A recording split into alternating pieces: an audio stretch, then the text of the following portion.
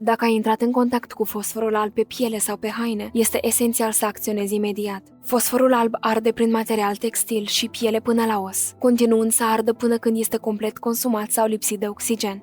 Mai întâi nu atinge piesele vizibile cu mâinile goale. Scoate toate hainele persoanei afectate, evitând să le tragi peste cap pentru a preveni răspândirea. Pune hainele într-o pungă de plastic și sigilează-o bine. Imediat după ce s-a produs incidentul, scufundă zona afectată în apă. Dacă acest lucru nu este posibil, toarnă apă peste acea zonă și aplică un pansament umed. În timp ce ești sub apă, folosește cu grijă o pensetă sau unelte metalice pentru a îndepărta fosforul alb. Ai grijă să nu îl atingi de haine sau alte părți ale corpului. Păstrează zona afectată în apă sau menține bandajul umed până când ajutorul medical este disponibil. Nu aplica creme sau unguente, deoarece acestea pot agrava rana.